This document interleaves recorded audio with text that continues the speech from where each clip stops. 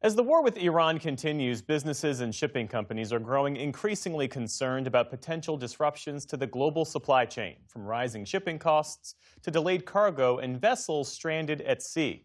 So far, major ports here in the U.S., including the Port of Los Angeles, are operating normally with no significant congestion. Much of that traffic moves along trans-Pacific routes between Asia and the U.S., but there are real questions about how long that stability can hold as tensions escalate in the Middle East and shipping routes face heightened security risks. For more on what this could mean for global trade in the weeks ahead, we're joined again by Gene Seroka, Executive Director of the Port of Los Angeles. Welcome back to the program. Good to see you, Jeff. So there are a number of forces hitting shipping and the global supply chain all at once right now. Let's start with Iran. We've heard about the threat, but when might the impact really begin to show up? Well, it's very interesting because we're already seeing impacts, but how much and how far they cascade remains to be answered. For example, we're now about 18 days into this war, and there are about 2,000 ships that normally would have crossed through and back on the Strait of Hormuz. They're not moving right now. The price of the ship fuel that we use on the container vessels has more than doubled in the past 2.5 weeks. And while the trans-Pacific trade accounts for 95% of our business and is moving smoothly, it's after Lunar New Year, where we're typically in a slower time of our season. Well, right, you pointed out that February volumes were the second highest ever for that month, but this possible seasonal slowdown, what kind of slowdown are you expecting? Well, realistically speaking, last year, Jeff, we had a pretty big run-up before the tariffs. And then as hard policy went in, we saw the ups and downs of cargo flow. Realistically speaking, we'll probably be down about 5% this year with the information we have today, just based on the inventory levels across the country from the import side of the business. What about the safety of these vessels going through the Strait of Hormuz? How much is that reshaping routes, transit times, the cost of moving goods? It's the focus of our entire industry when it comes to shipping and transportation, and not just containers, the energy products, bulk, agriculture, as well as fertilizers. Realistically speaking, right now, the Middle East trade for global carriers accounts for about 10% of their business, yet all eyes are on this geography and situation.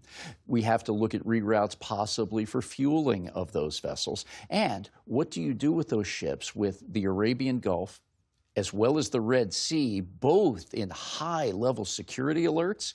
Cargo ships are going around the Cape of Good Hope of Africa to get to markets in Europe and the east coast of the U.S. There's been discussion about military escorts for vessels going through the strait. How realistic is that? We're not there yet. Executives tell me that they are not willing to risk the safety and the lives of their crew. Talk about insurance and caravans to go through the strait are nowhere near where we need to be. And there's not going to be an all-clear sign. This is going to be progress that has to be worked on day in and day out. We haven't seen a real end game here yet.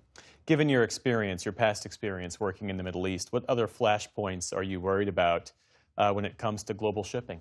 Well, this goes well beyond what we had seen before, with the attacks on the fueling stations at the Dubai airport, the Fujairah port, which is on the other side of the strait, and looking upstream in Bahrain and Kuwait.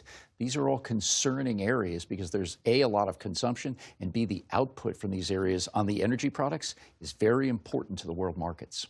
In your conversations with administration officials, do you get the sense that they understand the severity here?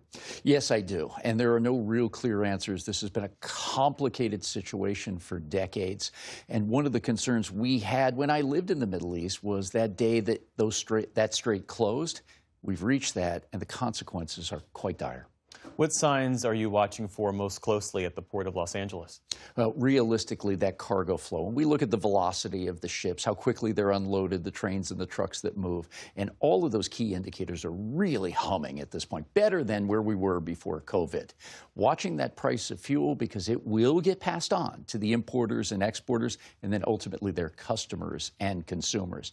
But also, if we start to see Asia ports get clogged up because cargo is not moving to the Middle East, that could have secondary impacts in the trans-Pacific markets.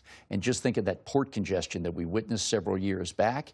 It's not going to be to that level just yet, but if this becomes a more protracted war in the Middle East, we're going to have to make decisions from there.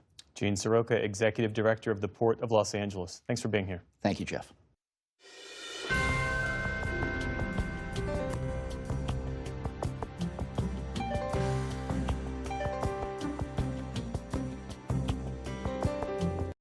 Support journalism you trust. Support PBS News. Donate now, or even better, start a monthly contribution today.